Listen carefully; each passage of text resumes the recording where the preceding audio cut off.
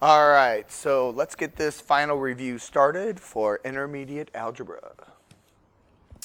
So our first question wants us to find the equation of a line containing the points and make sure that we're in slope-intercept. So how do we start to do that? What do we got to do? Say it again. Well, that would be nice. Label your x and your y's. What am I labeling them? Okay. So these are x's and y's, x's and y's. So who do you want to be 1 and who do you want to be the 2's?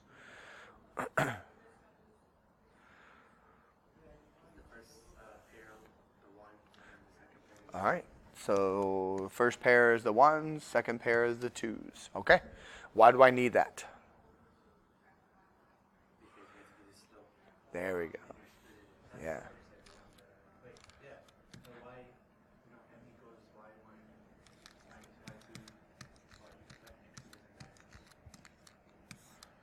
Over x1 minus x2. Or more people know this one, which is the y2 minus the y1 over the x2 minus the x1. Both formulas are the same because that first step you need to find slope. And my stuff disappeared. M equals y1 minus y2. All right, so let's fill in. Which equation did you want to use? The y1 minus the y2 or the y2 minus the y1? Okay, so looking at our point, what is our y2? 7. Minus, what is our y1? Negative 7. So remember that we talked about this, that you need both. That this guy right there is from the formula. And this one right there is because of the number. They don't replace each other. All right? So then who is our x2 on the bottom?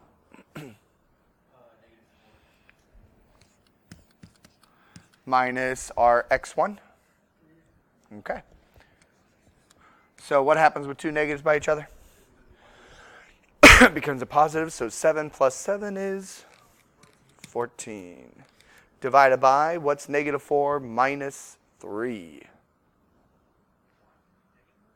Not a negative one. They're both negative. It's like I got 4 zombies and 3 zombies. Nope. Zombies are not going to turn into humans. So say it again. So if I got 4 zombies and 3 zombies, what do I got? Negative 7. 7 zombies. And we can. It is 2, yeah. 14 divided by negative 7 is, say it again, a negative 2. So now we know our slope. That's the first step. Which, if you look at this, I mean, you can continue on to write the rest of the equation, but you don't have to because there's only one guy up here that has a slope of negative 2. Which one is it? It's B. B is our answer. So you could easily just stop right there. You don't have to continue on. Sometimes, on math tests, you just work a little bit smarter than harder. But if you did continue on, here's what you would do.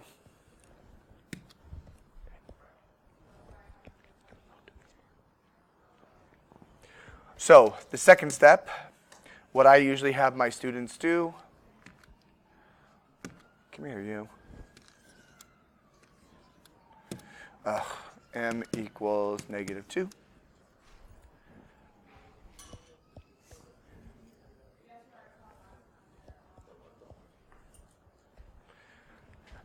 So the second step, I have them fill in point slope. This is just one way to do it. You don't have to do it this way. But I find that usually there's less error in this. So there's point slope, y minus y1 equals m parenthesis x minus x1. And just you use the same x1s and y1s from above. And all we're doing is filling in these three pieces. So we've got y minus our y1 was -7. So again, you need both. Our m was -2, parenthesis x minus our x1 was 3. And then from here, just some basic stuff. Step 3, you're going to distribute m through parenthesis. So we got y plus 7 equals -2x and a positive 6. And then the last step, you're going to add or subtract the y1 value, this guy, to the other side. So step 4, add or subtract y1 away from y.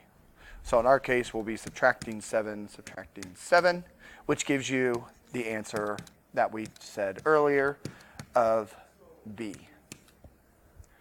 -2x minus 1. -2x minus 1.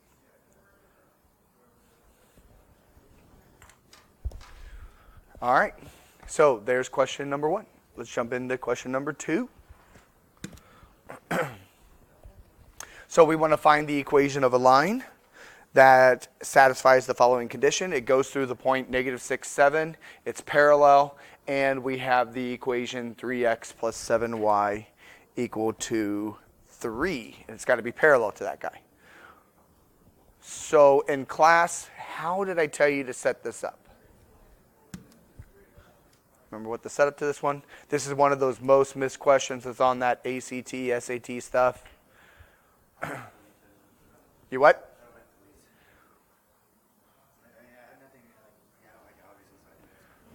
It's okay. You can always do it your way. Say it again. Line 1. Line 2.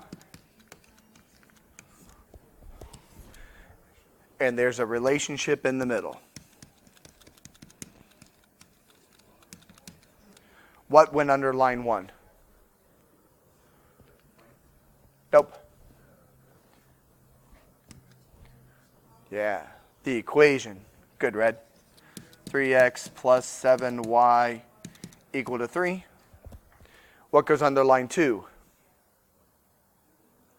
That's the point. Yep. -6, 7.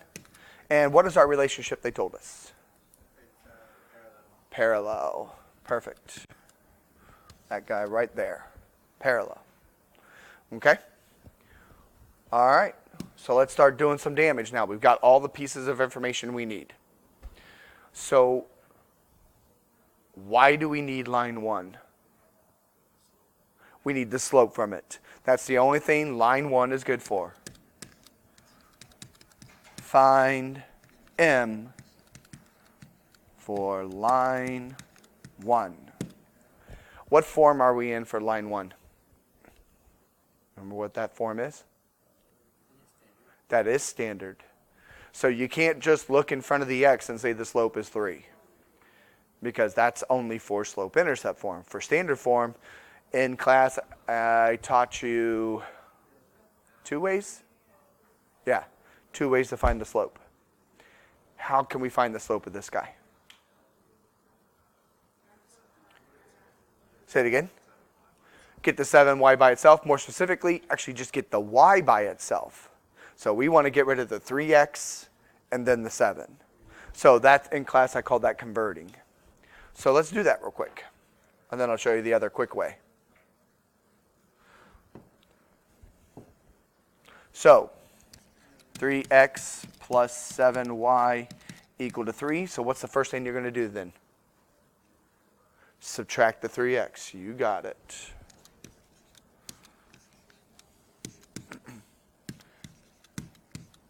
So we got 7y equal to, I always like to put the x first, negative 3x plus 3. But if you put 3 minus 3x, it's all the same.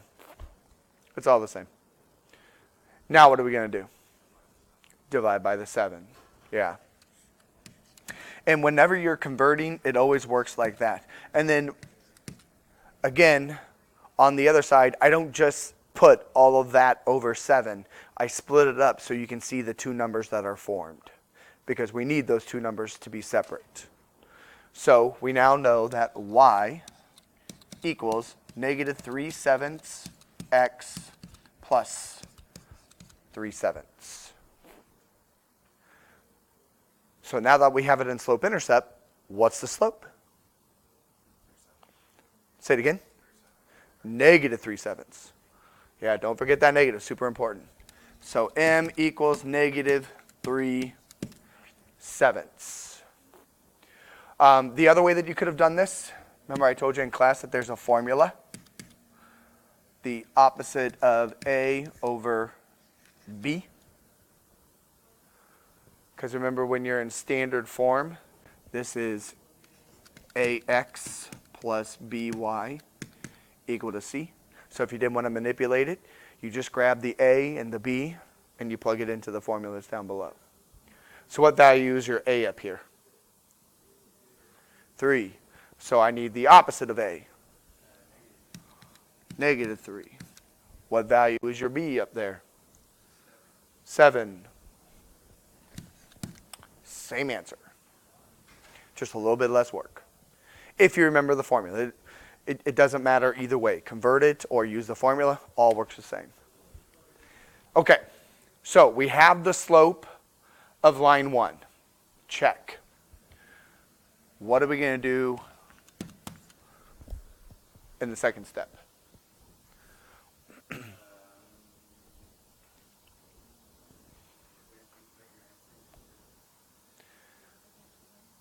Say it again. Well, we got to make sure that we know what for line 2 first. We will plug in, but we can't do that yet. We got to know the slope of line 2. That's why they give you the relationship. Use the relationship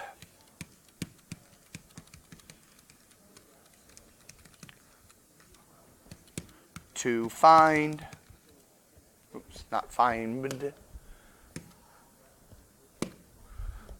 to find the slope for line 2. So the relationship is they're parallel. What do we know about slopes and parallel lines? They're the same. So whatever line 1 is, line 2 has to be the same. What if they're perpendicular? What would you do?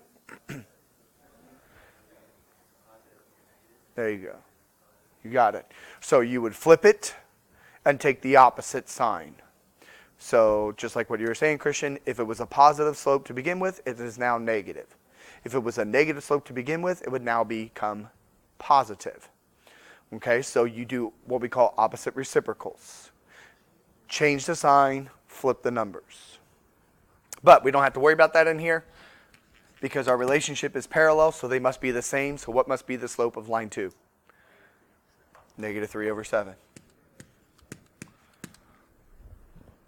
So now we do the plug-in. This is where we go right back to what I was talking about on question number 1 from step 2 on down. Plug into the point slope, distribute, and then add or subtract the y1 away because you have all the information you need now right here.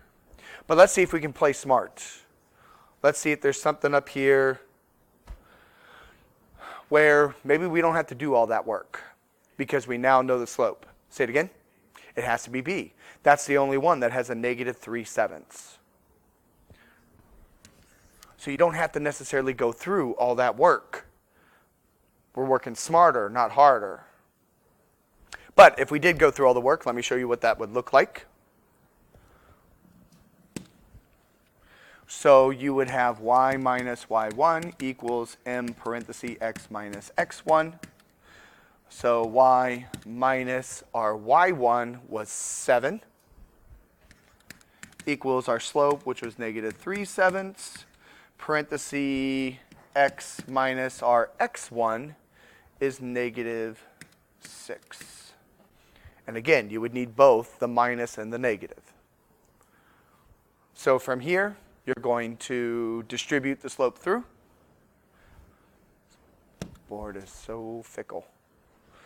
So y minus, come on, eraser. Y minus 7 equals negative 3/7 times x is negative 3/7 x. And this becomes a positive, because two negatives by each other.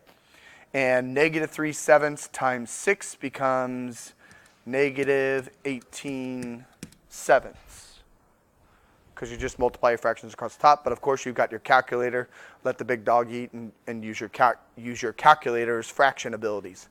And then all we're going to do is add 7 to both sides. And again, I just let my calculator do the work. Negative 3/7 x. And that will become a positive 31/7. So if you go to your calculator and you let negative 18/7 add 7, it should give you a positive 31/7.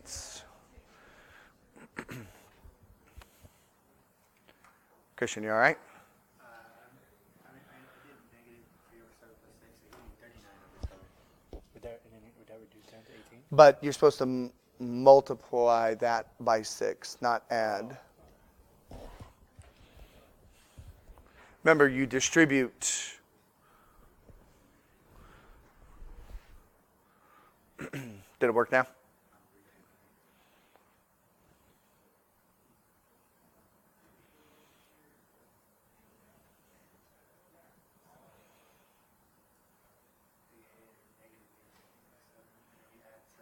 And add 7. Cool beans? Everyone good? But again, we don't have to work that hard because we saw that there was only one answer that had our slope. So case closed. Sometimes you work a little bit smarter. Everyone good? Make sense? You sure? Okay.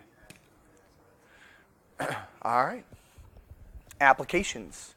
So it says the average price in dollars to rent a studio in a certain city can be approximated by the equation P equals 31.3T plus 631, where T is the number of years since 1990.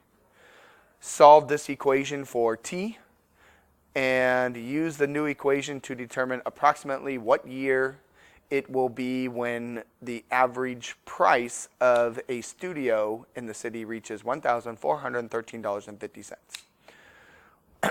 So you can actually do a couple things. It's your choice on this. It says solve for T, but none of our answers have the equation of solving for T. So really, all we want to, well, I mean, I get what they're saying.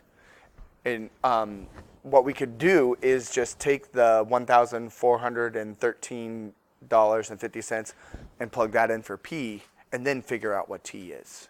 They want you to actually figure this guy out, see what T equals, and then plug that number in. Why do I have to do that when I can just plug into P and then solve for T? Does that make sense? So take this guy right here. Put it in for P. There's no reason why we should solve for T and use the new equation. That's just weird. That's a lot of extra work. Let's work smarter, not harder. So $1,413.50 equals 31.3T plus 631. So how are we going to solve?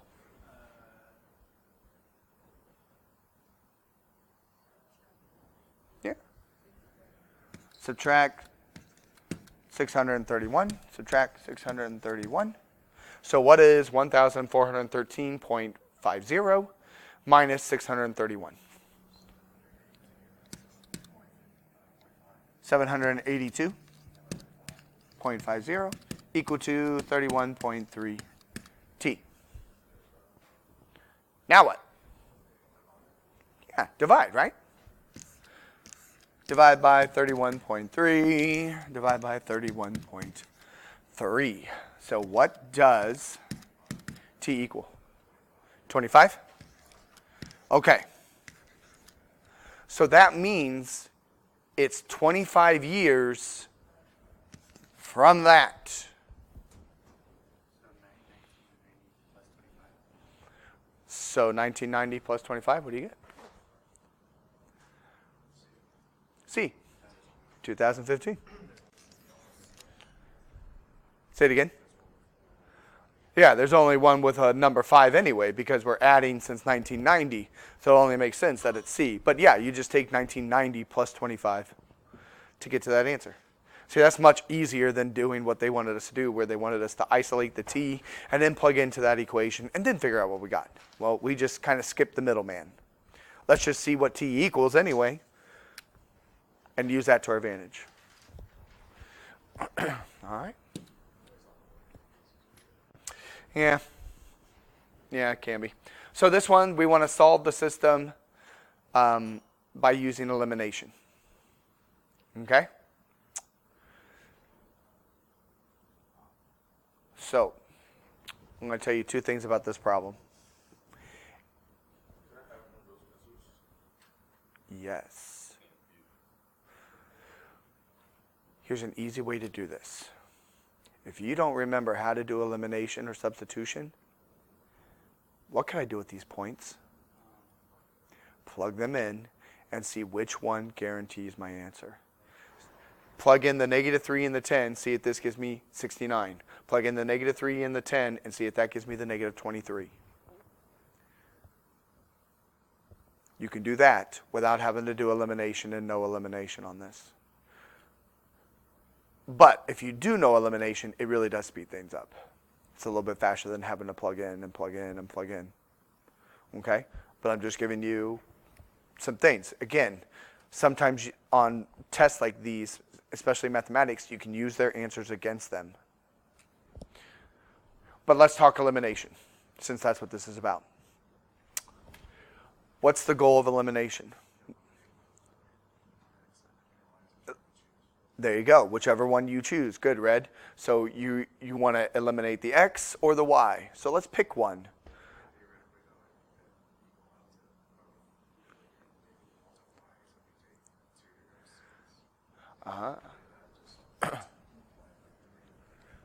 So what Red is noticing is that if I wanted to get rid of x, what would I multiply by down here? 3, right? And if I multiply everybody by 3, he noticed that our top equation stays the same. And this is elimination. He's doing it correctly. And if I multiply this, I get -6x. He saw that 3 times -3 is a -9y. And he saw that 3 times a -23 is a -69. Whoa, weird letter. And he says that everyone's just going to cancel out, right? So we have a 0 equal to 0. And what would that be? Not undefined. It's one of our special ones.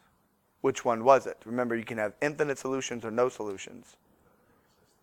Yeah, it says it's inconsistent, which this is a wrong answer. This should actually be an infinite answer. Because when you're the same numbers in the end, remember we talked about this in class, when you're the same, that means it's infinite. Because these 2 lines lie on top of each other. Oh, it says infinite on there? Yeah. Oh. So it's the infinite choice. They just didn't put up the proper ones. It was actually C. So this guy should have been changed to infinite. But neither here nor there. We're all right. So it's actually infinite because they are the same. It would be a no solution if they were different, like 2 equals 3 or 5 equals 0.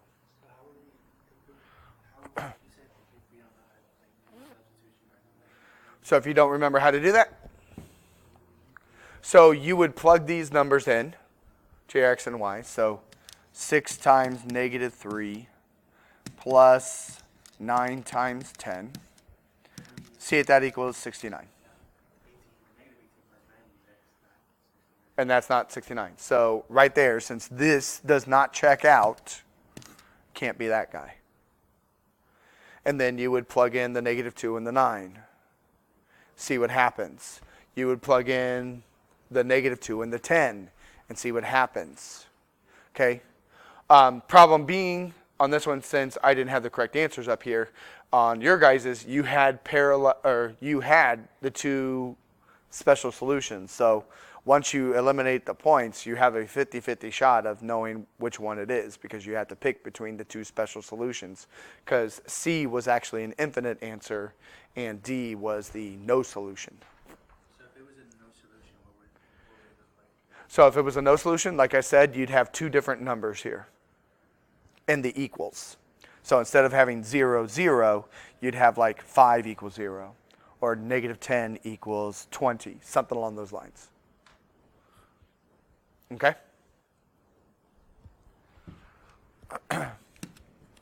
This one's substitution. Again, all these answers we could just use against them. We can plug them in and see which one is the right one. Because obviously we don't have to worry about any special solutions on this, right? So you can plug them in, see which one's the right one. With substitution, this is a horrible problem to do substitution on. Because you don't even have a variable with the number 1 in front. I would have done elimination on this kind of problem. But before I did elimination, you guys don't like fractions, right? So we do the LCD to get rid of it, clear the fraction out. Yeah, it says substitution. Yeah, you can always use elimination. Am I going to know that you used elimination? No. Am I going to know that you used substitution? No. Could you have used your graphing calculator on this? Yeah. So you got 3 methods, even though we suggest substitution, although this one suggests, like I said, this suggests substitution. That's a horrible method to use on this one. Horrible. But like you said, Red, I would clear the fraction. So I would multiply this entire thing by 12. I would multiply this entire thing by 6, and then go from there with my system. So if I multiply by 12, that clears out the 3 and makes that a 4.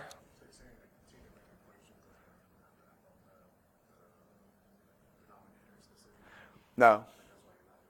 Yeah, that's why I'm not worrying about the bottom by 12. Because I just want to clear out the fraction that's down here for them. So if the 4 will cancel, which will make the 12 a 3. And then this guy will get multiplied by the 12. Here, the 6's will cancel, which will give us just the 5x. This guy will get multiplied by 6, and this guy will get multiplied by 6 because there's no denominator. So 7 times 4, what is that, 28? 28x plus 15y equal to 4 times 12, what, 48. So there's what our top equation looks like. Down at the bottom, we have 5x minus 12y equal to 126. You can see why this is a horrible problem to do substitution on. It's horrible. I would not do substitution on this. I would do elimination.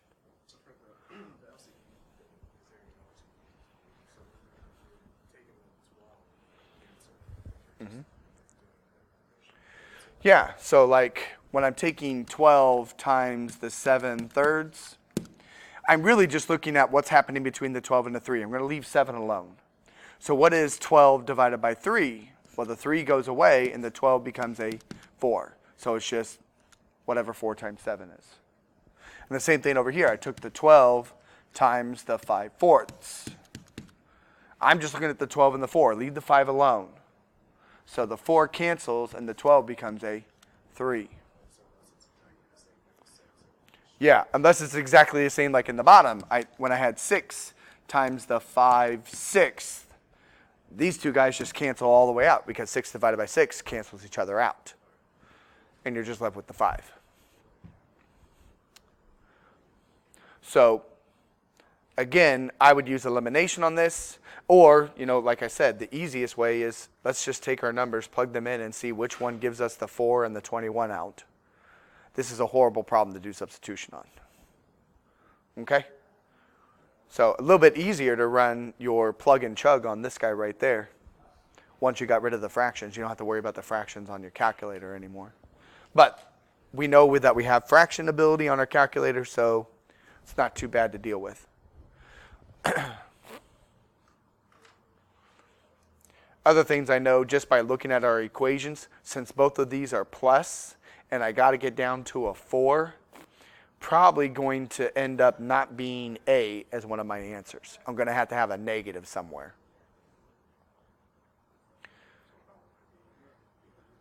So right now I'm thinking B, C, or D, but then thinking about B, well, if both of these numbers are negative, there's no way I can get a positive out of that. So I know it's not B. So it's either C or D. And I'd be willing to bet that it's D.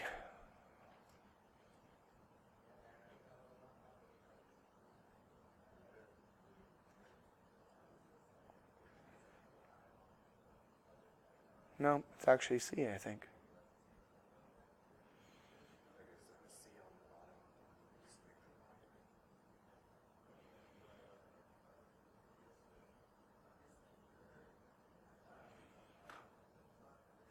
See here.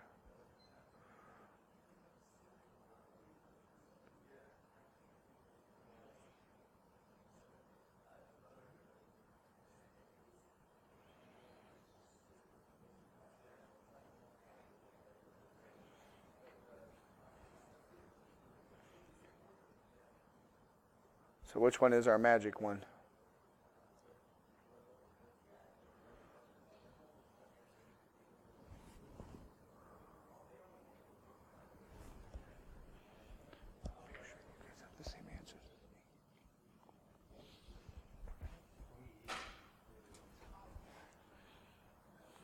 Is nothing working out?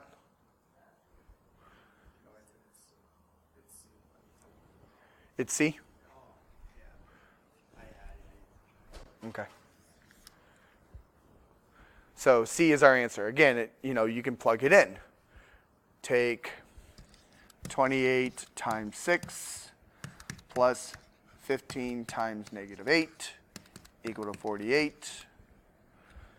And you said that should work out.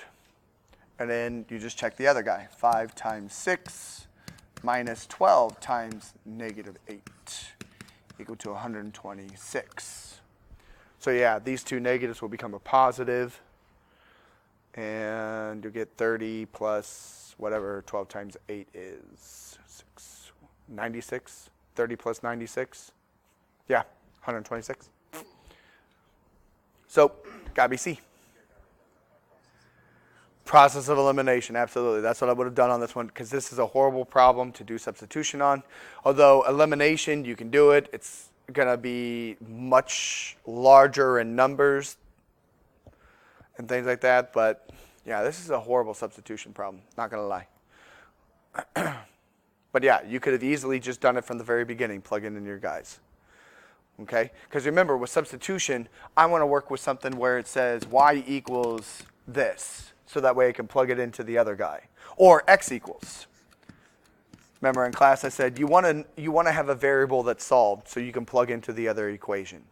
Or if it's written like this, we want a variable to have a number 1 in front of it. Like 2x plus y equal to 3. That is not too bad to deal with substitution because I can get the y by itself. All I got to do is subtract 2x to both sides. And then I have a variable that's solved. We want something like that. This is horrible. Any questions on this one? So, again, it's going to give you a suggestion. Usually that suggestion is spot on, except for this guy. But you don't have to follow that suggestion. It says substitution. You can do elimination. You could do process of elimination by what we just did. You could use your calculator. All the same. All right, application of a linear system. So it says a tour group split into two groups when waiting in line for food at a fast food counter. The first group bought 8 slices of pizza and 4 soft drinks for $33.44. The second group bought 6 slices of pizza and 4 soft drinks for $26.44. How much does 1 slice of pizza cost? Okay. So, since this is a system, that means we have 2 equations. And when we were in class, remember I said these equations come one of 2 ways at you. They come as standard form, or it's a translation, where they give you all the mathematical symbols and words and you have to write out the equation. Which one do we have here? Standard form or the translation? Not a translation. This is standard form. But the other thing I told you about standard form, remember with standard form you're working with 2 objects. What are our 2 objects we're working with? Pizza and soft drinks. That's another kind of like clue for you on that. So this first sentence right here represents your first equation. What does it look like?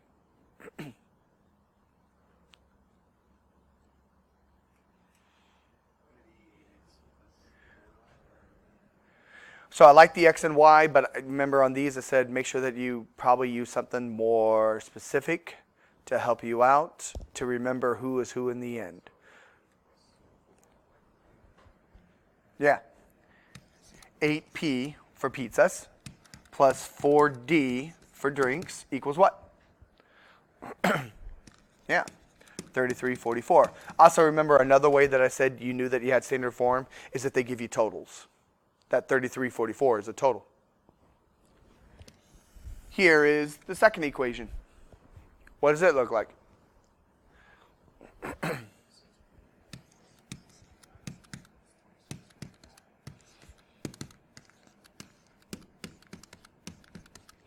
Okay. So we want to figure out the slice of pizza. Now on this one, unfortunately, we cannot use their answers to our advantage because it only gives us one of them. So we actually have to do elimination, substitution, or graphing on this. Which method do you think is going to be easiest? I would do elimination. Because again, I don't have a variable solved, and none of my variables up there have a number 1 in front of it. Who's going to be the easiest to get rid of? The D's, yes, absolutely. How am I going to get rid of them? Multiply one of them by a -1. Because remember, we want the same number in front, which we have, 4 and 4. But I need one of these guys to be negative. So, Shaq, who do you want to multiply by a negative? Top one or the bottom one? Bottom one. Sure. Why not? So we're going to multiply all this guy by a -1. So we'll have 8p plus 4d equal to 33.44 on top. And on bottom, we'll have a -6p minus 4d equal to -26.44. What do we do now in elimination? Not subtract down. Add down. Add down. Yeah, if you subtracted, you would take the negative off. We don't want to do that. So what's 8p minus 6p? 2p. We know that these guys are gone. We engineered it that way. And what is 33.44 minus 26.44?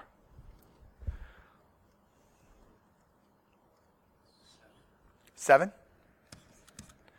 Okay, now what are we going to do? Divide by 2. And that should give us what we need. So p is equal to, what is 7 divided by 2? 3.5. And that's who we want because p is for pizza, right? And we want to know the cost of a slice of pizza. So which is our answer? A. Because that's the $3.50. Cool? All right. So number 7, compound inequality. So these are ands and ors. What do we have here? How do you know it's an or? It says or. Where do ors usually shade? Like 95% of the time. Yeah, they go that way, which is the outsides. Ors usually shade outsides. So right now, which answers are we probably looking at? Yeah, probably C. Let's just verify that just to make sure, okay? We should always want to double check it. But yeah, these are not going to be or answers. Can't be. Those are ands. That's right. So you got to throw those answers out right away. So really, it's either A or C. So let's just do some checking.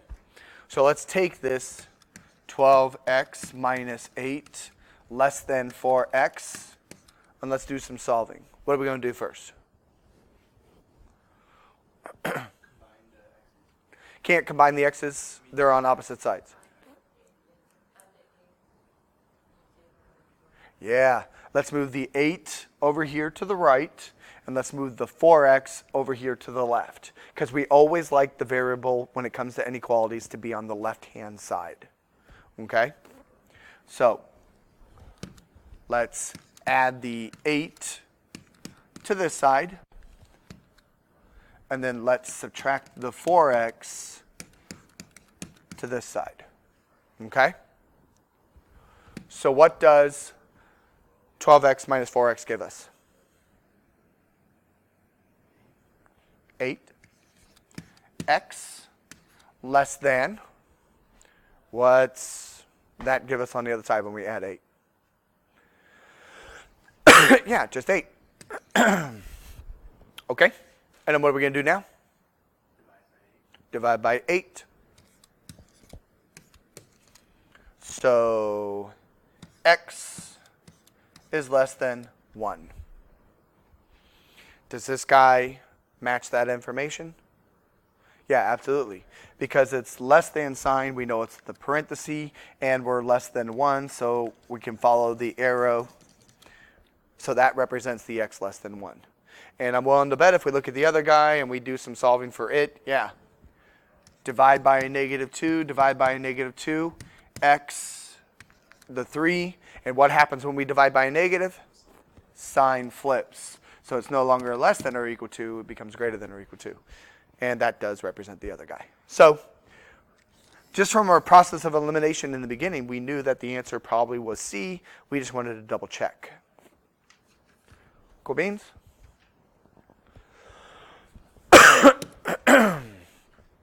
All right. Who is this? It's an and, because it says and. Where do and shade?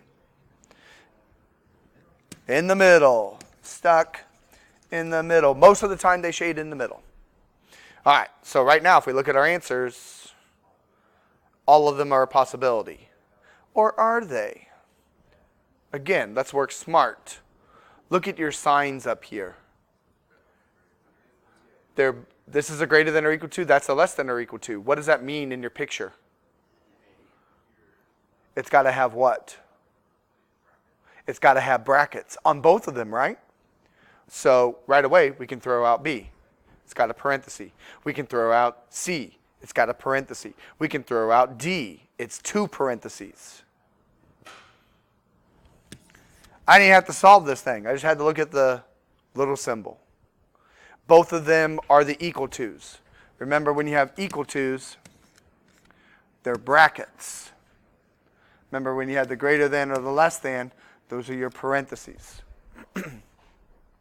And if you do solve these, don't get me wrong, you will get the -5 and the -1. But again, I'm all about working smarter, not harder. Use those powers of observation that you have. Help speed some things up. But yeah, I mean, on this guy, 6x minus 8 greater than or equal to -38. You add 8, and that gives you 6x greater than or equal to -30 divided by 6 divided by 6. X greater than or equal to -5. And that matches that guy, the bracket at the -5. And if you solve the other guy, you'll get the -1.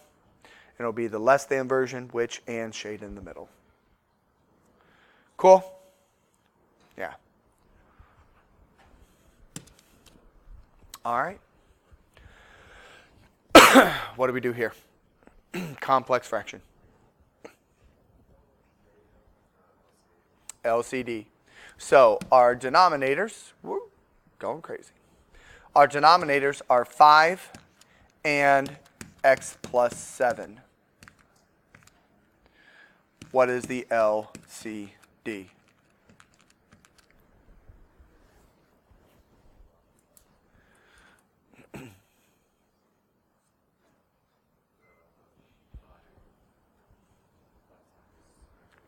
You got it. The 5 and the x plus 7. Because remember, it's got to cover everybody, right? So if you just write down the 5, like I told you in class, remember I said start with your first denominator, which is 5. 5 doesn't cover the x plus 7. So, and we don't distribute, so you just leave them separate. So we got to have both of those guys.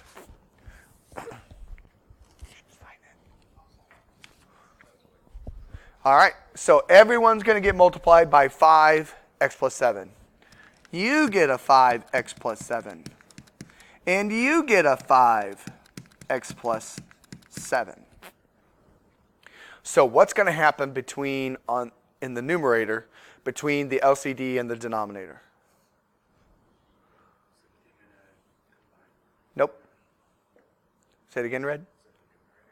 Between, yeah, the numerator is this guy as a whole. So what happens between this denominator 5 and the 5x plus 7? Who cancels? The 5s do, right? Gone, gone. That's why we're multiplying by that LCD. So what do we really have left on top? X and x plus 7. I'm going to keep them separate instead of multiplying them together, because that means it's already factored like that. And we'll see if there's any canceling in the end. All right, what's going to happen down here? Yeah, x plus 7 goes away. So does the rest of what I wrote. And then that happens. God love one notebook. All right. Give me just a moment.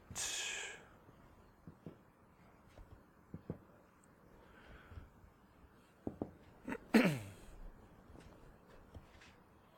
that looks different. All right. So, kind of going back to what we had. We had the 5, the x plus 7. We knew the 5s were gone, which leaves us with x and x plus 7 on top. And then we were talking about this guy down here, and you told me the x plus 7s cancel. So we have 9 and 5, which gives us 45. So what's our answer? It's got to be D, because there's no canceling. Nothing else is going away. Okay? All right, number 10. How do we solve a rational equation? You got to LCD it again. Let's clear the fraction. Like what we did back on that systems of equation one. Clear the fraction. So our denominators are x minus 2 and x plus 2. So what is the LCD going to be? You got it. Our LCD is going to be x minus 2 and the x plus 2. So everyone's going to get multiplied by that. You get an x minus 2, x plus 2. The 1 gets an x minus 2, x plus 2. And the last guy gets an x minus 2, x plus 2. So what's going to happen with our first rational here between the denominator and the x minus 2, x plus 2? X minus 2's cancel out. Perfect. So what does that leave us with then there? 10 times x plus 2. And let's go ahead and multiply that guy out. What does that give us? So 10x plus 20 equals. What's going to happen between the 1 and the x minus 2, x plus 2, since there's no denominator? They're just all going to FOIL, that's right. So the 1, the x minus 2, the x plus 2. So multiplying by 1 doesn't really change anything. So really, like what you said, Red, we just got to FOIL that guy out. First, outer, inner, last. What does x minus 2, x plus 2 FOIL out to be? X squared. You'll end up with a positive 2x. What else? Yeah, in the end, there'll be a negative 4 here because your middle terms will cancel. Because right here, you get a negative 2x. Right there, you get a positive 2x. Those cancel each other out. So really, all you had to do is multiply the x's, and that gives you the x squared, and multiply the negative 2 and the 2, and that gives you the negative 4. Okay? And then what's going to happen between our last rational and our least common denominator? X plus 2's are going to cancel, and that will leave us with the 12 and the x minus 2, which gives us what? Plus 12x minus 24. Okay, so now this is much easier to solve than when it was in its rational form. So how are we going to solve this 10x plus 20 equal to x squared minus 4 plus 12x minus 24? Start combining like terms. All right, good. So who's getting together?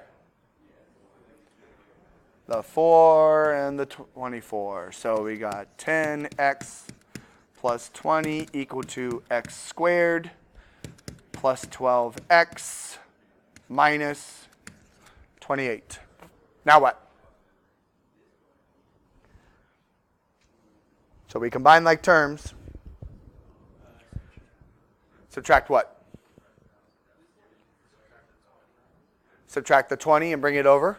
I agree. Anything else? And the 10x, yeah. Because what is it that you guys want to do to this in the end? Set it equal to 0. Why? Because what do you want to do? You want to factor it. Or you can run your quadratic formula, since we know about that. But factoring would be much easier. So yeah, we got to set this thing equal to 0. So that's why we're going to subtract 10x, and we're going to subtract the 20. Minus 10x minus the 20.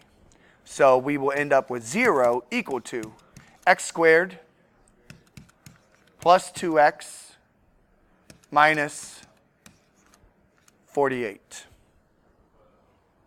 So now you can factor this.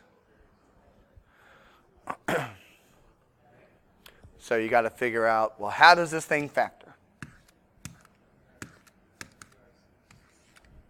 Say it again. So I got my x's in my parentheses because my a is 1, so we know that. And then it's going to scroll up for me for no reason. Yeah, absolutely. We know that one of these guys has to be a positive, one of them has to be a negative. Question is, what are the numbers? What two numbers will multiply to 48 but add to 2?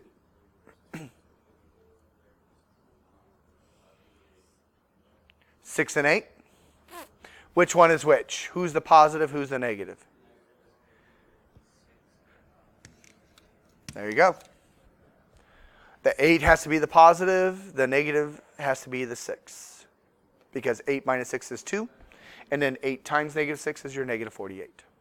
And now what are we going to do? So it's factored. Set them equal to 0. So x plus 8 equals 0. X minus 6 equals 0. So what are the x answers? Or should I say possible x answers? Negative 8, positive 6. But before you answer this, what should we do with these? We got to plug them in. We need to check them. And we need to check to see whether our denominator becomes what? 0. So just check this out. If I put a negative 8 in here, Negative 8 plus 2 is that 0? Or minus 2? Is that 0? Negative 8 plus 2 is that 0? So negative 8 is okay. Now we check the 6. If I take 6 minus 2, is that 0? Nope. 6 plus 2 is that 0? Then that has to be our answer, the negative 8 and the 6. So has to be C, right?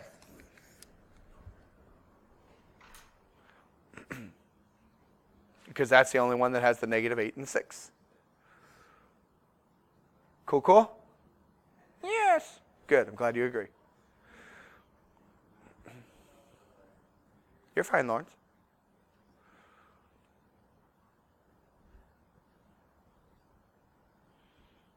What else do you need to see?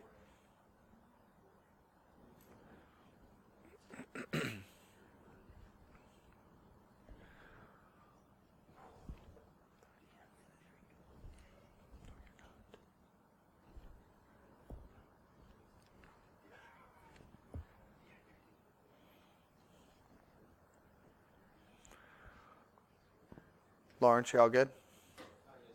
Okay. All right. So, rational word problem. One maid can clean the house 3 times faster than another. So, working together, they can clean the house in 3 hours. How long would it take the faster maid cleaning alone? So, this is a little different than what we've worked. So, it says one maid is 3 times faster than the other, right? So, how does this get set up anyway?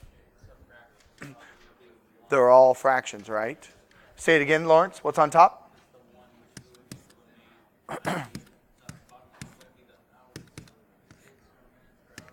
Yeah.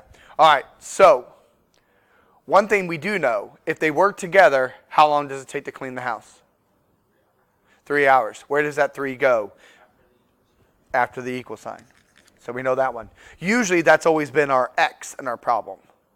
Now it says one maid is 3 times faster than the other one. So one is a slow maid, one is a fast maid. So what do you think will go under these guys?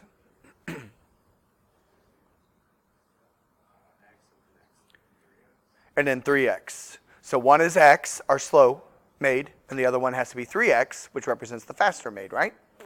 So who do you want under the first fraction? 3x, so we'll make this the faster maid. Fast maid. Slow maid. Together maids.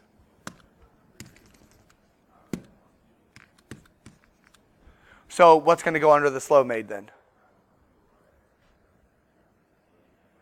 X. And then now we're going to LCD it, just like what we did with everything else.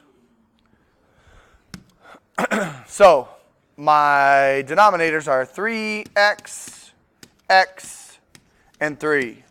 What is the LCD going to be? 3x. Because the 3x covers the first one. The 3x covers the second guy, which is the x, because of x and x. And the 3x covers the last one, which is the 3 and the 3. So everyone's going to get multiplied by 3x.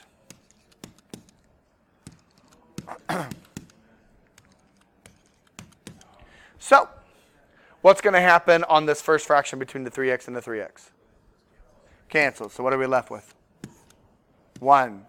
Plus, what's going to happen on this second rational with the 3x and the x? X cancels, and what are we left with?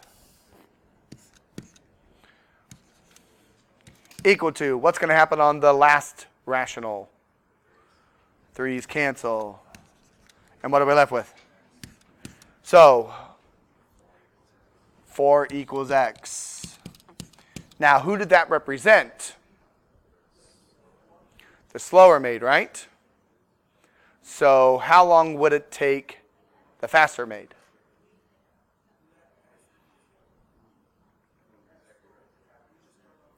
What would you have to do to that? Well, this is the slow maid. It takes them 4 hours to clean. But remember, the other maid is 3 times faster. No square root.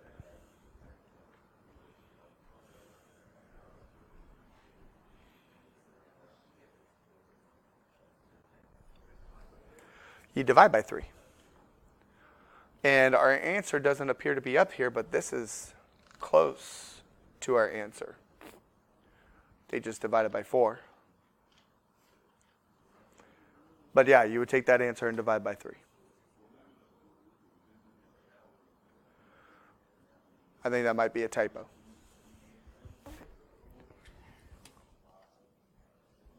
Okay? Everyone good? It says it's C.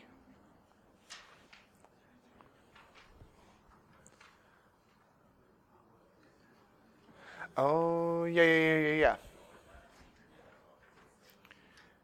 Yeah. Never mind. Sorry. Because I was thinking about this wrong. So, I had these two titles mixed.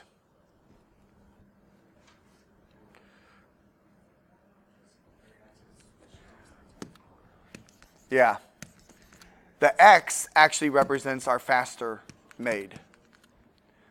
The 3X represents the slower one because it takes the slower one 3 times as long. Does that make sense? Okay.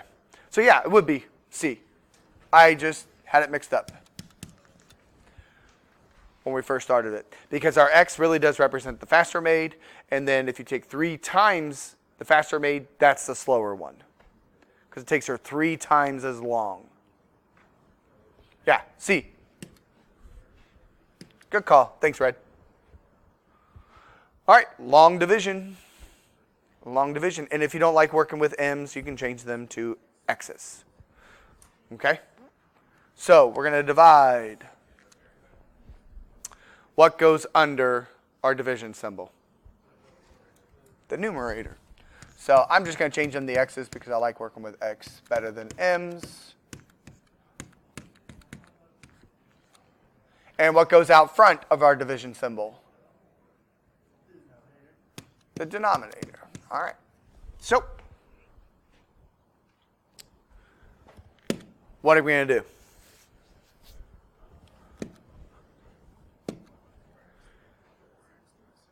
Yeah. What times our X in front here will help us get rid of the 4X squared? So what would that be again? Yeah, you should always double check that. And we're good. We are in standard form, and we've got 2, 1, 0. So that's okay. I don't believe we're going to throw any curveballs like that at you. I think we just want to see if you can do the long division. So 4x times x will give us 4x squared. All right, so what do we do with this 4x now? We don't plug it in, but we, say it again, multiply. Take the 4x, and you got to multiply the x plus 9 by it. So what is 4x times x? 4x squared, which we knew was going to happen. What is 4x times 9? Okay. And then what do we do now? Subtract down.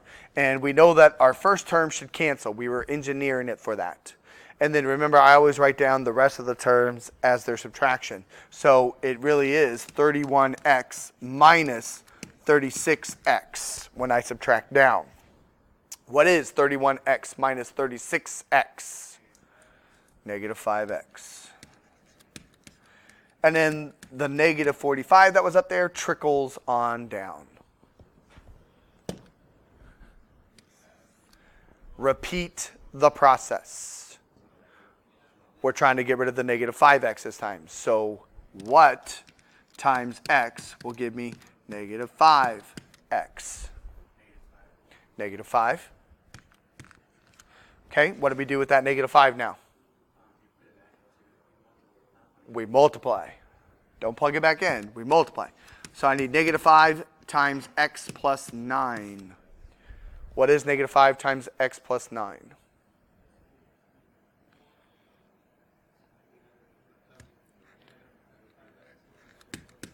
Uh-huh. And then what do we do now? Yep, everything cancels out because you subtract down. And when you take a negative 45 minus a negative 45. That's why this guy becomes 0. So what is our answer then? It's got to be B. Okay? Feeling good? Same process over and over and over again. Figure out what's going to cancel out your first term, distribute it through what's in front, and then subtract down. Over and over and over again. All right. Factoring. We've already done some factoring before. All I want you to do right here is factor. So figure out how we're going to get it. Here's the cool part. If you forget how to factor, what can you do with all these answers? Foil it out. Foil it out. You don't have to know how to factor to do this, guy. You just foil out all your answers. Say it again. So it'd be C? Absolutely. C is our answer.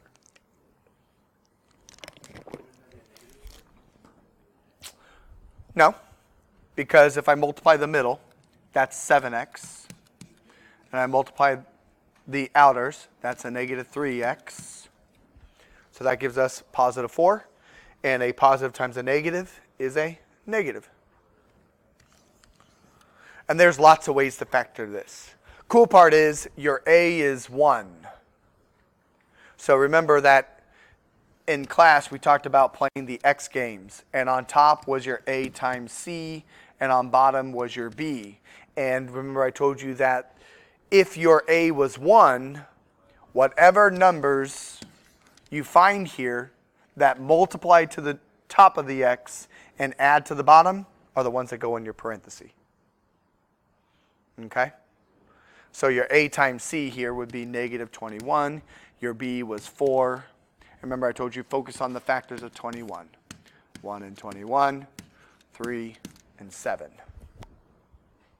So only one way to get a positive 4. That's with a negative 3 and a positive 7. And those are the same numbers that we had down here in C. Okay?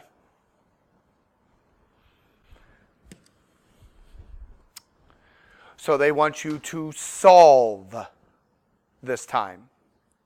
And factoring will help you out. So what are we going to do first on this, though? It's not ready yet. What do we got to do? Say it again. Equal it to 0. How are we going to do that? What are we going to do? Move that guy? Don't move that one. Leave that one alone. Bring everybody else. We want to try and keep our squared variable positive. Okay? That's pretty key. Try to keep your squared variable positive. So that means we want to move these guys to the other side.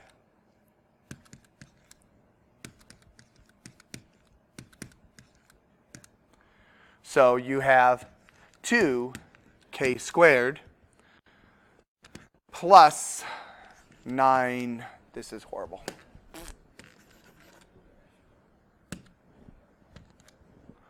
Plus 9k. I'll come back and fix it. Plus 9. That's what you need to factor. And then we'll solve.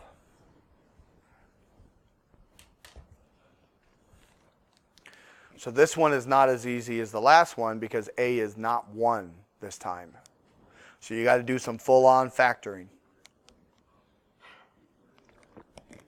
Remember I taught you a slide and divide. I taught you the AC method. There's guess and check if you learned it on your own.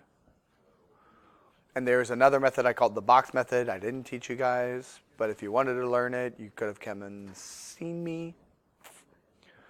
So you got like 4 different ways that you can try and factor this.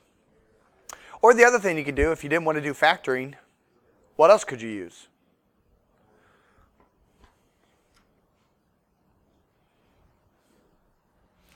What other method do we have instead of factoring that will give us answers to a quadratic? Quadratic formula. You can just quadratic formula this bad boy. And I know it will come out to somewhat of nice answers because looking down below. Or, if you forget all that, what could you do with these answers? Plug it in and see which ones generate the same information. But you'd have to plug in both numbers and make sure that they both work. So you take the 3 and you plug it into your k and see if both sides equal each other. Then you take the negative 3 halves, plug it into k and see if both sides equal each other. Or you could plug it into this guy and plug in your 3, see if it gives you 0. Plug in the 3 halves, see if it gives you 0, or the negative 3 halves. So you don't necessarily have to know how to factor on this one. You can use their answers against them. Lots of ways to approach this problem. Quadratic formula, you can actually do factoring or use their answers against them, process of elimination. The AC method, yeah. So let's start with the AC method. Remember, on top is A times C, and down below is B. What is my A times C from up above? 2 times 9, which is 18. What is my B? 9? Okay, so I need factors of 18. Well, that's 1 and 18, 2 and 9, 3 and 6. How am I going to get a 9?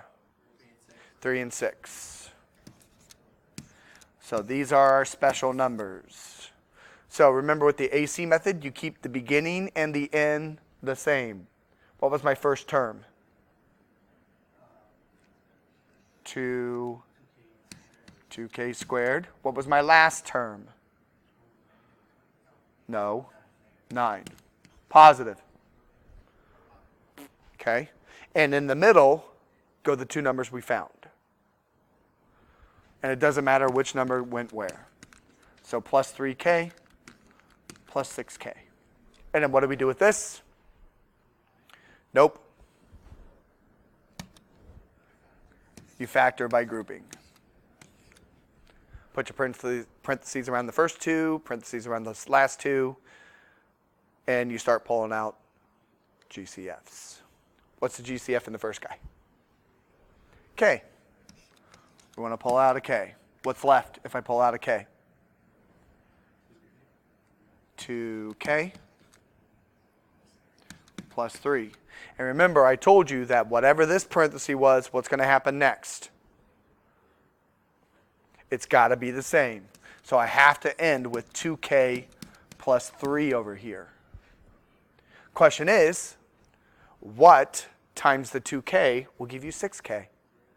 3, positive or negative? Positive. And if you look at that, if I divide everybody up here by 3, it gives me the 2K plus 3.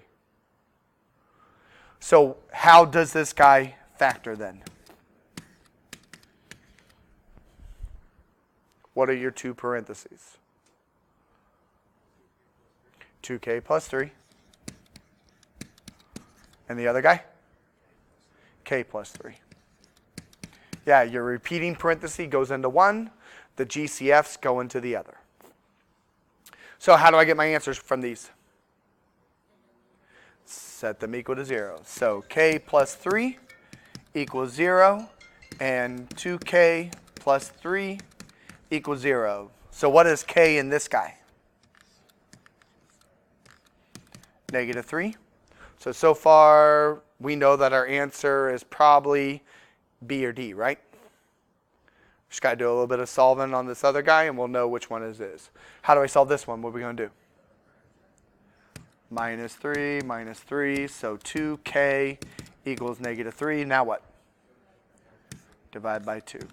So now you know which one it has to be. Has to be B. Cool?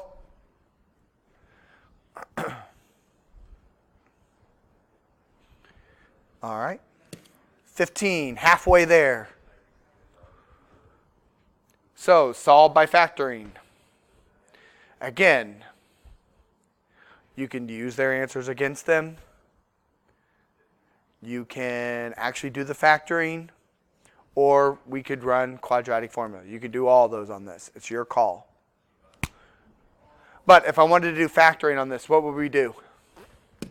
Solving by factoring would be the fastest way on this, just so you know. Subtract the 9x. Because we want to be equal to what? 0. 9x squared minus 9x equal to 0. And now how is that going to factor? Yeah, it'd be one parenthesis, because all you're going to do is pull out the GCF, right? What's the GCF up here? 9x. What's left? X minus 1. Because 9 divided by 9 is that negative 1 there. Okay? And so how do I solve this? What are we going to do?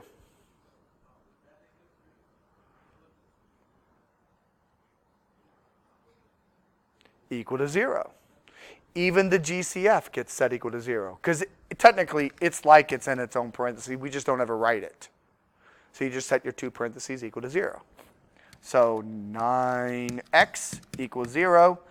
X minus 1 equal to 0. So what are we going to do to solve the 9x equal to 0? Divide by 9. So x equals 0. What is the answer over here for x minus 1 equal to 0? Positive 1.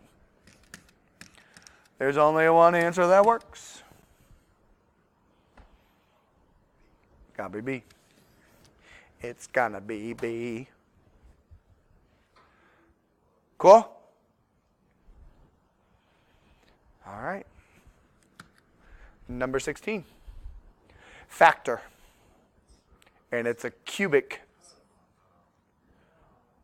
Say it again. It's a sum of cubes. That's right. How'd you know it was a sum? Because of the addition. So you got to remember, how does the sum of cubes factor? And it's a formula, guys. There's no other way. It's just a straight, you need to know this formula.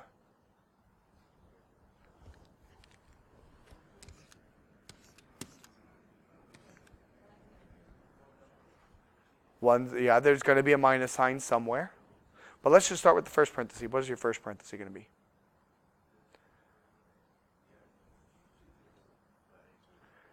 Not a to the third. Not minus. Plus. Say it again, Shaq. A plus, what was the other guy? B. Here's your first parenthesis. It's the A plus the B. What does the rest of it look like? There will be a minus in there, but it's not off the bat. Not A minus. A what? Nope. Squared. Minus. Not B squared, that's at the end. No C. A, B. Remember, the only difference between the sum and the difference is that these two guys right here switch places. If this was a difference, you'd have the minus in the first parenthesis and a plus in the second one. All right, so all you have to do is figure out what is A and what is B, and then we can plug in. Right away, we actually can throw out one of our answers too, as long as we remember that. Which answer can you throw out automatically? Not A. Well, yeah, we could throw out A. And say the other one? D, because the second parenthesis is not nearly long enough. It has to be 3 terms. So we know right away this guy's gone and this guy's gone. Okay, so what is your A going to be?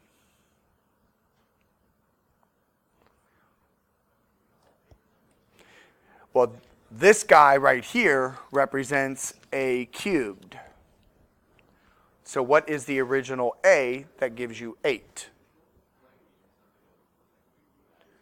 2. because 2 times 2 times 2 is 8. So 2, what? C. If you take 2c and cube it, you get 8c cubed. What's your b then? What's the original b? Because remember, this guy is b cubed. 3, because 3 times 3 times 3 gives you 27. So now you know a and b. You can figure out which one it's going to be. Say it again. It has to be b. Because if I take my a and b and plug them into the first parenthesis, that's 2c plus 3. I don't even have to look at the second parenthesis because these are different enough to know, oh, it has to be b. Because that's the only one that has 2c plus 3.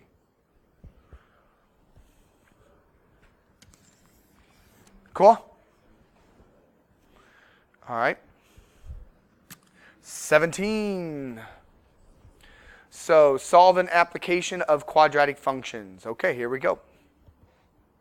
It says the revenue for a small company is given by the quadratic function r equals 12t squared plus 3t plus 610, where t is the number of years since 1998, and r is in thousands of dollars.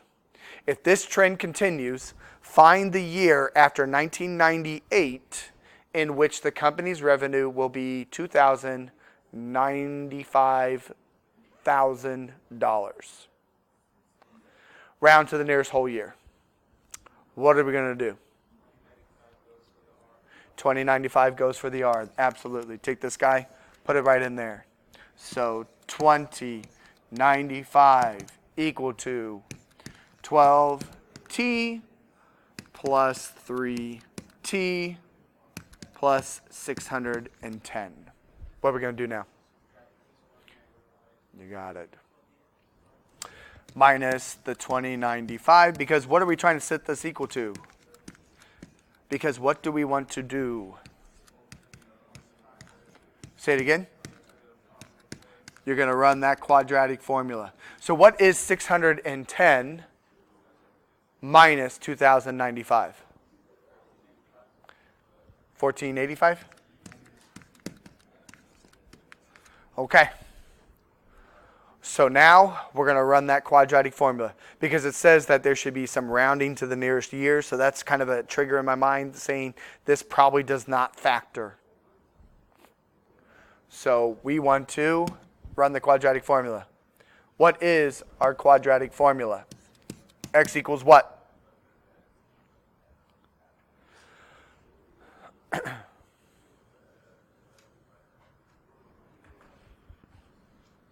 What does X equal?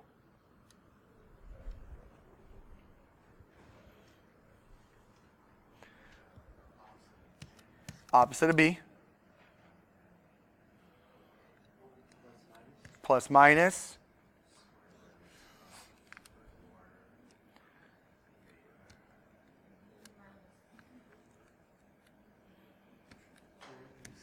There's your 4AC. I'll fix my C. Come on.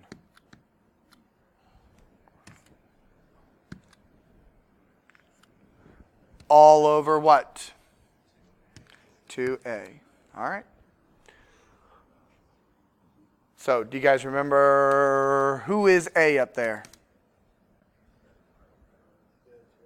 12. Who's your B?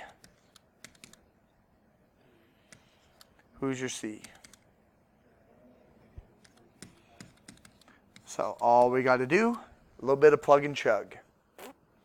So in class, I broke this up into 2 steps. I think it's important to break it up in 2 steps. You can always do this all at once. You don't have to listen to me. But what do I usually do first? The square root information. This b squared minus 4ac, because remember, that's our discriminant. And when you get into college algebra, if your discriminant is negative, you end up stopping your problem because you don't continue on. You're not real anymore. So let's plug in. So the first thing I plug in is to b. So what was our b again? 3. So I need to know what is 3 squared. Not cubed, squared. What's 3 squared? No. Sorry, I wrote cubed again. Gosh, 3 cubed would be 27, yes. Squared would be just 9. And then we do this guy second, the 4ac minus, or the 4ac.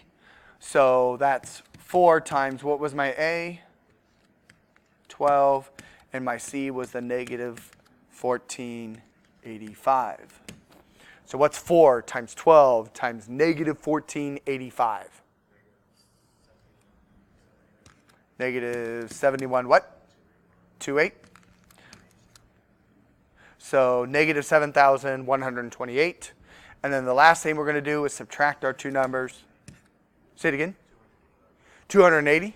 Oh, 71,280. All right, cool. So the last thing we're going to do is subtract those two numbers. Which, what happens with a negative by a negative? So our discriminant is 7,289. So that's the number under our radical. Okay? And so now, all we're going to do is go back up in and fill in the rest. We're going to fill in the opposite of b. We're going to fill in the 2a part. So what is the opposite of b? Negative 3 plus or minus square root of, what's our number? Okay. All over 2 times what's a? It was 12. Okay. So we'll do a little bit of quick multiplying.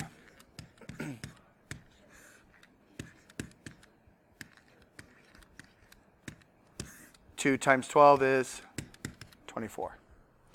Now, you're going to have two answers on this, but only one of these answers is going to make sense. Because remember, you have two answers because of the plus or minus. We have one of our values that is negative 3 plus the square root of 71,289 divided by 24. That's one of our answers. The other guy is negative 3 minus the square root of 71,289 over, what just happened? Looks like I added a page. Weird. Where were we? Not that guy. There it is. Over 24. All right. One of these answers right here is total junk. Do you know which one it is? Yeah, the minus one, because this is going to create a negative number. And remember that our x value is about time, right? Can you have negative time? No. That means we're going back in time. So this answer is complete junk, because you can't go backwards in time. So all you need to do is go to your calculator and put in this number. When you go to your calculator, you can use your fraction key, which helps, or you can figure out this number first, take negative 3 plus the square root, and then hit enter, and then divide that answer by 24. Just be careful trying to put it all together. So you got 11? Wow, it actually came out to a nice answer. 11. All right.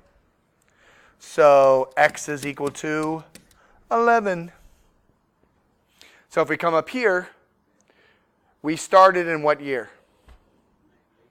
98, and we went 11 years later. Who would that be? 2009. There we go. Okay. Okay.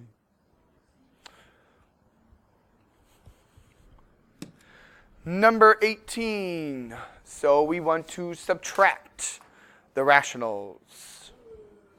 How do we do that? Common denominator. Do we have a common denominator? Yeah, that makes this a whole heck of a lot easier.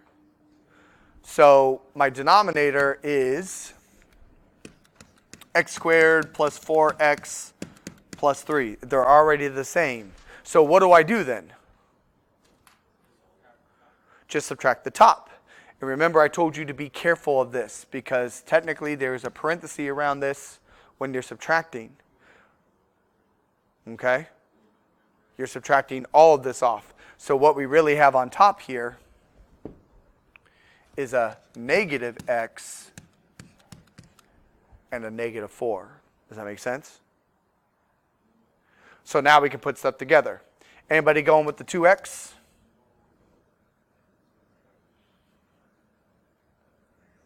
The negative x. What does that give us? Just x. Anybody going with the plus 7? The negative 7. Or the negative 4, right? What does that give us? 3. All right. What do we do with this answer now that we've done the subtraction? You need to factor the denominator, see if anything cancels out. Because maybe something does, maybe something doesn't. Okay? So we need to factor. I mean, right away we know that looking at our answers, we know something's going to cancel. Because none of our answers look like that. We know that there's canceling. We just got to figure it out. So what does x plus 4, or x squared plus 4x plus 3 factor to?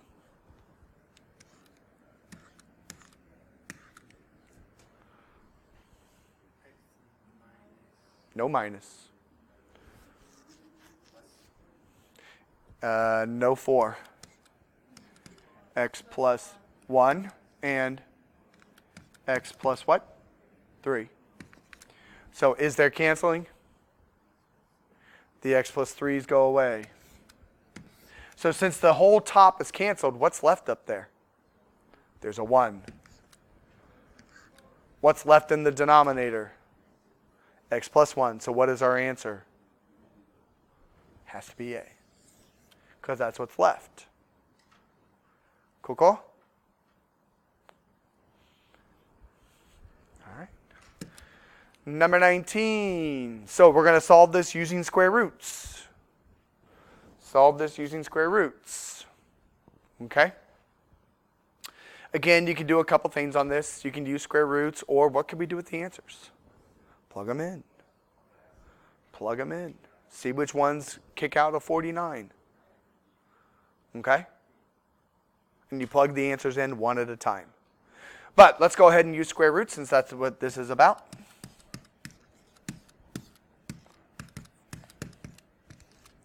So are we ready to use square roots?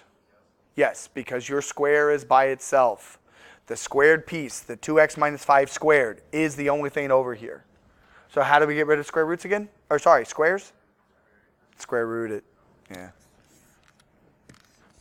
So we're going to take a square root of both sides. And so we'll have 2x minus 5 equal to what? No.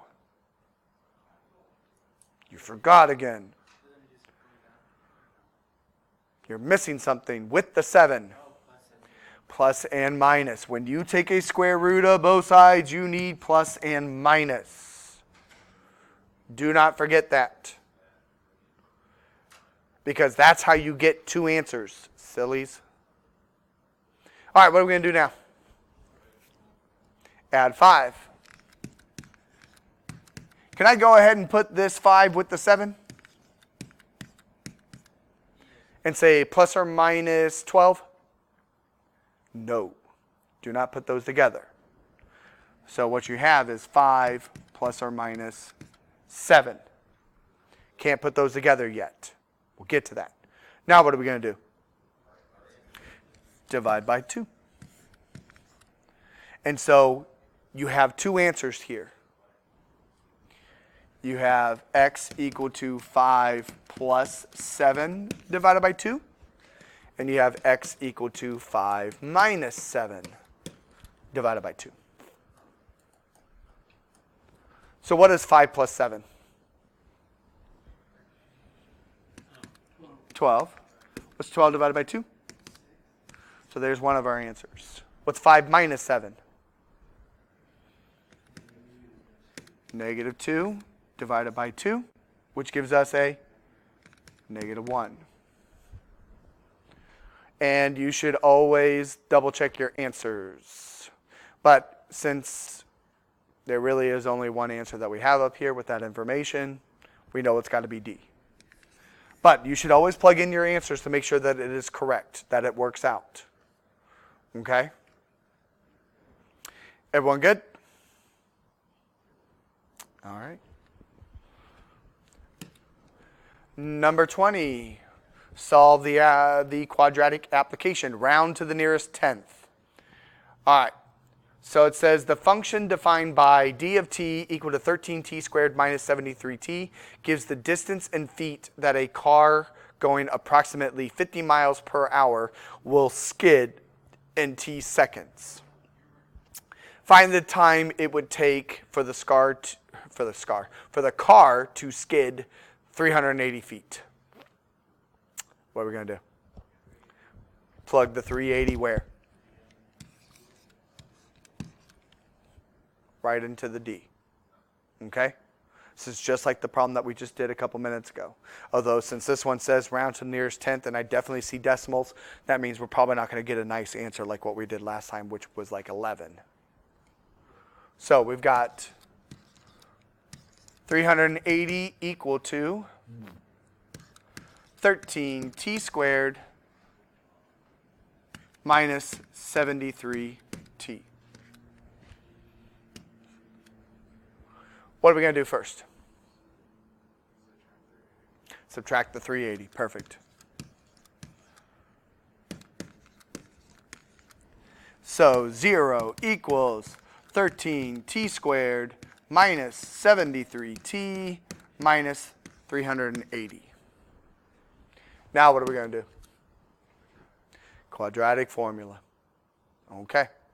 So x equals the opposite of b plus or minus square root b squared minus 4ac all over 2a. And so what is our a? 13. What is our b? Negative 73. What is our c? Okay. So let's start figuring out some information. Again, I run the b squared minus 4ac first. So what is our b?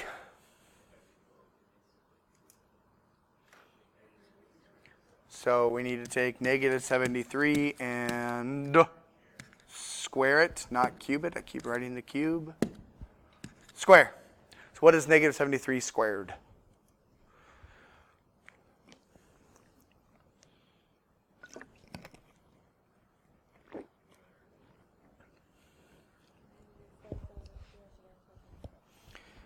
It should be negative. So 5,329. Whenever you square a number, it can never end up negative. Squaring a number is always positive. Put parentheses around it. And then 4 times, what's your a?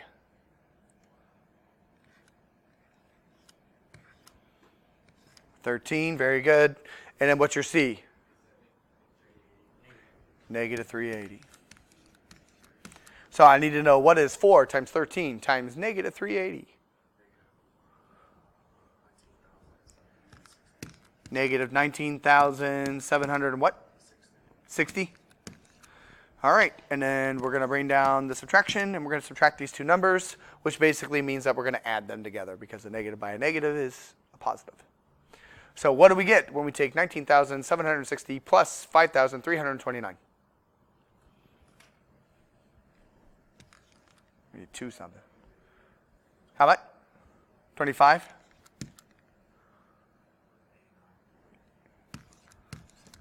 So 25,089. Okay. And then all we do now, plug into the rest of our formula. X equals, I need the opposite of b. What was b? What's the opposite of a negative 73?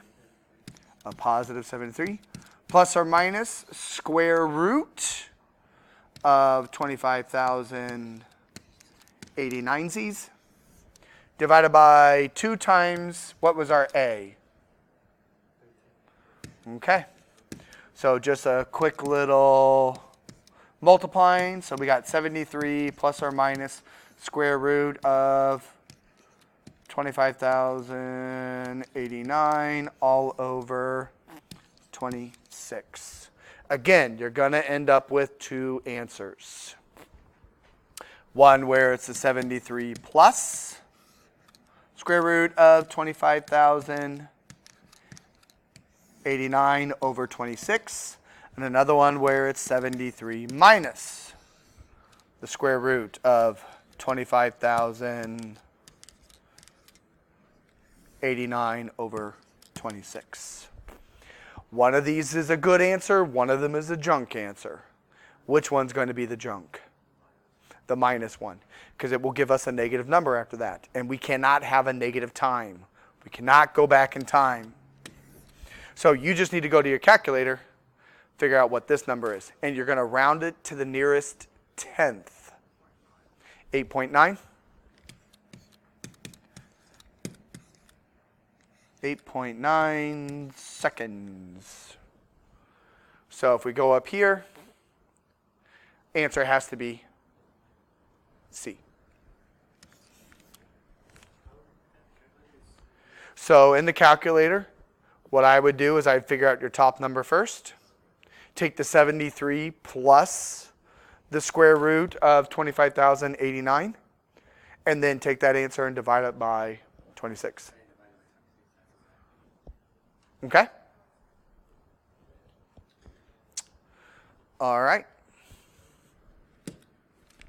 21. Find the domain. Find the domain. Okay? So give the domain using set builder notation. I have a feeling that there was a little bit more to this question because of the numbers that are in front. But the set builder notation is all you really need to look at. So how do I find domain of a rational?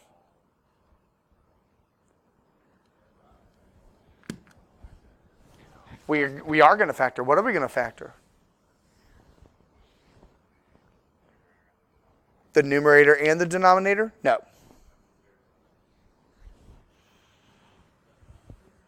The denominator. Because what are we going to do with the denominator? Set it equal to 0. Remember, when you're finding the domain of rationals, it's all about when your denominator is hitting those bad values. These are the values that we're going to throw out. So you set the denominator equal to 0 and you solve. So we just got to figure out, what is this thing going to factor to? Well, let's talk about factoring first.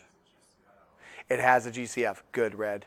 Yeah, you can factor this with the GCF in it. I wouldn't advise that. Remember, if there's always a GCF, because that's your first line of defense in factoring, pull out that GCF. What is the GCF between all of these guys? 3.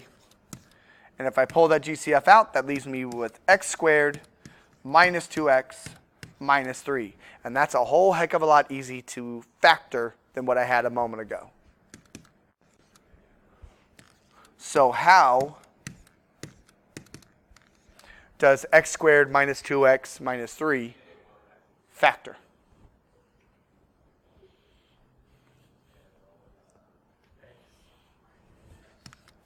X minus? Nope. X minus what? 2? Nope.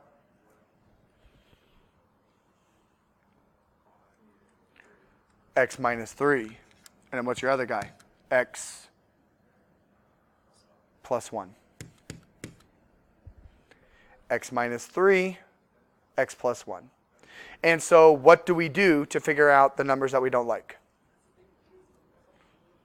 What are we going to do with this? Set it equal to 0. And everybody gets set equal to 0, even the 3. But does 3 equal to 0 make any sense? No, so you ignore it. That's just junk. Whenever this thing wants to write.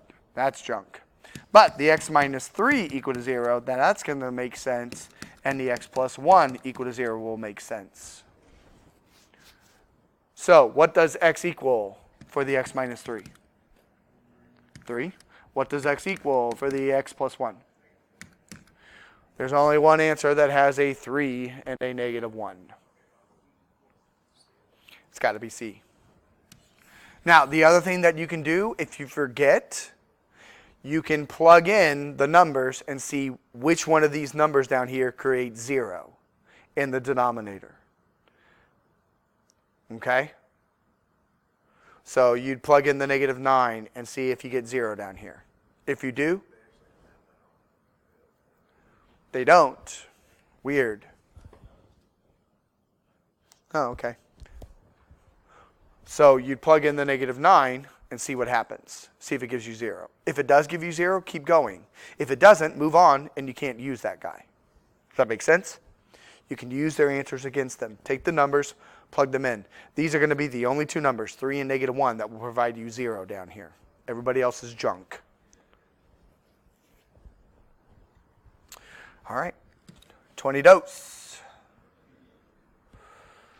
Find the domain of this. How do we do that with a radical? How do we find the domain of a radical? What are we going to do? Nope.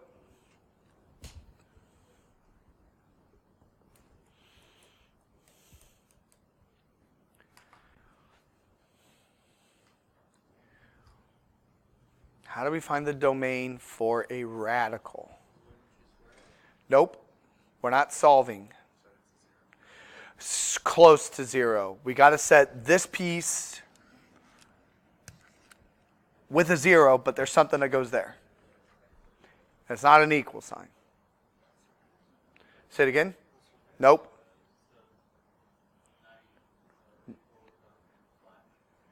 Nope, not that guy either. It's an inequality symbol. Which inequality symbol do we need?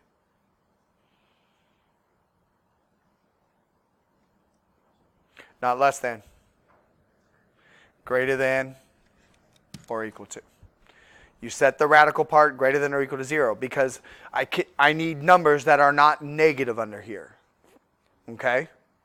I need the numbers that are not negative because we can't take the square root of a negative number, remember?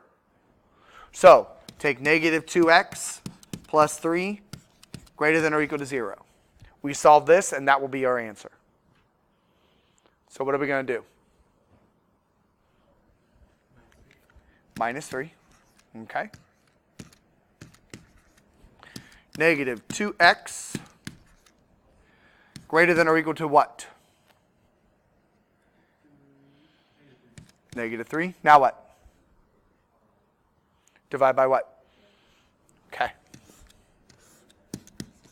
Say it again, check. What? Flip the sign because we divided by a negative. And a negative 3 negative 3 divided by a negative 2 gives you a positive 3 halves. So the question is, which answer up there represents x less than or equal to 3 halves? Obviously, we know it's either A or D. You got a 50-50 shot here. Which one is it? Say it again.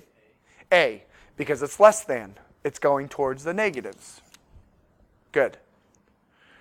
If it was D, that would have been a greater than sign. Yeah. We want to know what are the values in here that will always give us a positive number, and that's any number from 3 halves on down. Will always give us a positive number under there. Because it's all about the domain. Where are all my x values that work? All right, 23. So again, you can use your graphing calculator on this and see which one gives it to you. Or if you just remember what happened. So really, all you need to do is talk to me about what h and k are. What did h do? No. H moves us left and right. Which number up here is the h? So what does a plus 2 really mean? It went left 2. Yeah, it's really a negative 2.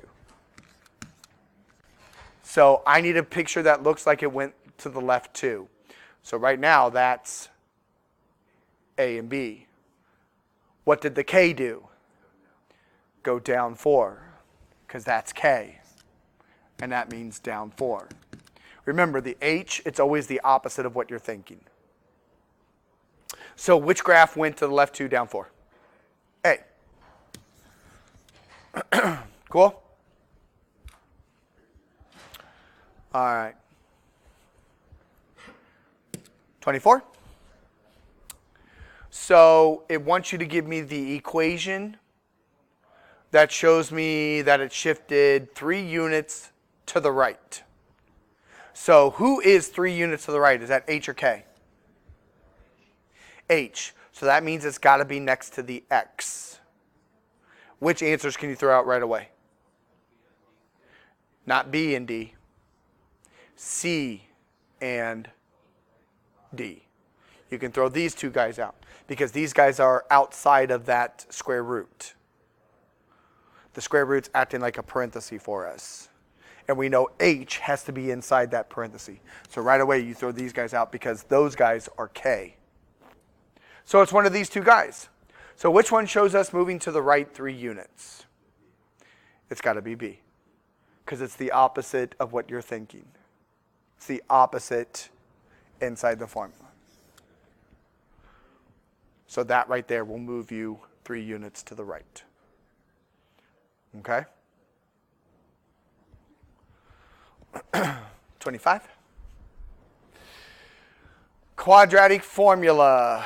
Quadratic formula. So, what we got to do first? Because it's not ready for the quadratic formula. We got to equal it to 0. And what else do we have to do? You got to do a little bit of FOIL. We got to multiply this guy through so that way we know what our A and B and all that stuff are. So what's 3x times x? 3x squared. So now you know what your A is. What's 3x times 5? Now you know what your B is. And then you said that we got to move the 2 over. So you get a minus 2. So now you know your A, B's, and C's, and we can run our quadratic formula. Okay? Who is A? Who is your B? 15. Who is your C? Okay. So we've got B squared minus 4AC. Our B is 15. So what is 15 squared? 225. We got our 4, and our A is 3, and our C is a negative 2. So what's 4 times 3 times negative 2? Negative 24. And we bring down the subtraction. So really what we're going to do is take a 225 plus 24, which gives us 249. 249. And if we look, we know that probably our answers are B or D. We just got to figure out which one it is. Okay? So now we plug into the rest. X equals, what's the opposite of B? Negative 15. Plus or minus square root of 249 all over 2 times what's A? 3. So our answer is negative 15 plus or minus square root of 249 all over 6. Which answer is it? It's got to be D. Cool? Almost there. All right, 26. Want you to find the vertex of the parabola. Now remember I showed you 3 ways to do this. You can use your calculator. Well, actually there's really 2 ways. You can use your calculator or you can do it by hand. What form are we in? Do you remember? Because I showed you how to do this by hand in 2 different ways. What form is this of a quadratic? That's vertex form. So that means if you're in vertex form, it is telling you the vertex. You just got to remember what I told you in class. And to find the vertex in vertex form, remember you're going to give me the opposite of H and keep the K. The opposite of H and keep the K. So, who is our h up here? 4. What's the opposite of 4?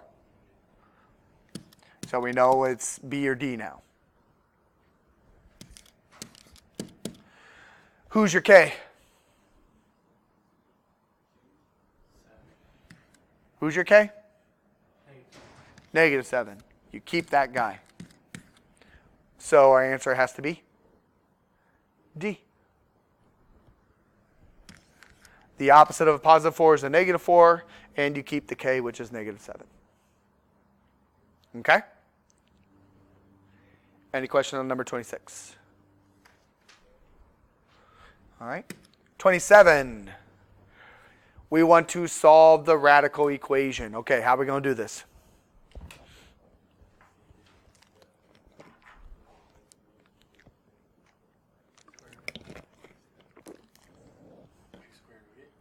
It's already a square root. Say it again. Square it. We want to square it. Absolutely. But I can't square it right now. Why? I need to separate them. I got to get my one of these radicals by itself. So I need to pick one of these radicals up and move it to the other side. Which one would you want to pick up? Yeah. Let's go ahead and pick up the negative guy and move it to the other side. Okay? So we're going to add the square root of 6a plus 6 to the other side. So we got the square root of 9a minus 2 equal to the square root of 6a plus 6. And now we can do what you said, Lawrence. Now we can square it. Because squaring gets rid of square roots. And so that gives us 9a minus 2 equal to 6a plus 6. What now?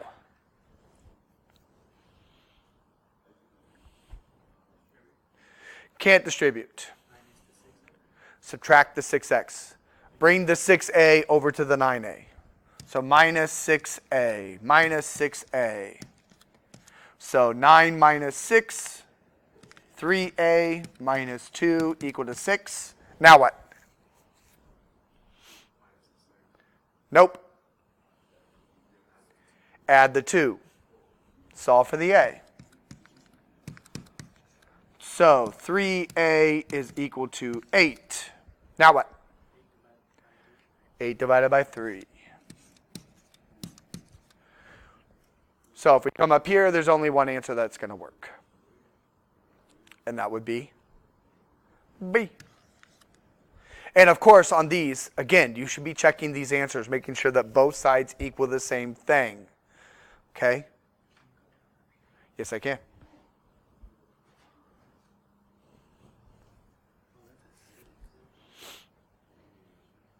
Okay?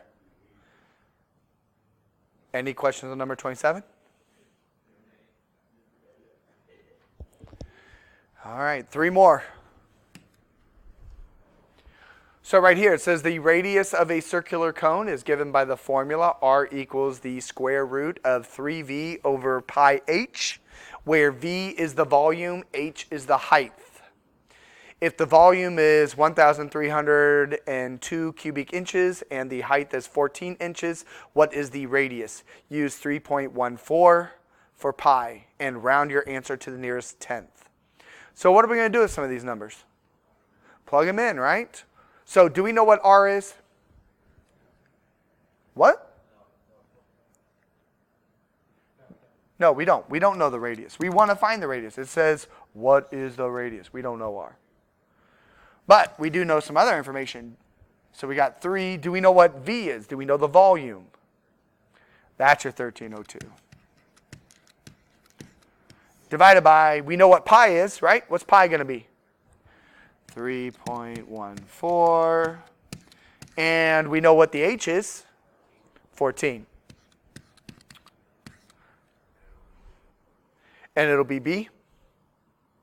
Okay, I trust you. Because all you got to do is take the 3 times the 1302 and then divide that by 3.14 actually don't divide that yet. Take the 3 times the 1302, takes the 13.14 divided by 4, or times 14, and then divide those two answers together, and then take your square root of that. But you could do it all as one if you use your fraction key. So you'd hit your square root button, and then you bring up a fraction underneath it and put everything in. Say it again? Yeah, B. So again, multiply the two top numbers. Okay? Then you multiply the two bottom numbers, right? So you're going to take those two answers divided, and then you take the square root. You squared it. You need to take the square root of that number. So, yeah, you can put it all as one fraction underneath as well, too. Second square root of that answer. See, 9.4. All right, 29. All right, multiplying scientific notation. Okay? So remember in class I said the numbers will multiply each other. And then your exponents will what? No. They will add. So the numbers will multiply, your exponents will add. So what is 5.5 times 5? 7.5 times 10 to the what? Say it again. 6. And that is our answer. So the answer has to be A. And the reason it's our answer because that 7.5 is still in scientific notation. Remember scientific notation, your number must be between 1 and 0. And 1 and 0, 1 and 10. And 7.5 is between 1 and 10. So that's okay. The numbers multiply each other. The exponents are going to add each other. If they wanted it written out, yeah, we'd be moving the decimal 6 places to the right. But they're going to want it in scientific notation. Last problem. So they want us to use the rules of exponents to do some distributing. So all we're going to do is distribute. And what are we going to do with the exponents? Add them. Okay? So first off, what's 3 times the negative 4? Negative 12. And then all we're going to do now is take the 1/8 plus the 3/8. And what do you get? Reduces to 1/2. So right now, our answers are either A or C. Because 1/8 plus 3/8 is 4/8, and that reduces to 1/2. All right, what is 3 times 6? Positive 18. So now you already know your answer. You don't even have to finish it out. Has to be C. But if you did finish it out, all you would be doing is taking the 1/8 plus the 3/4, which would give you 7/8.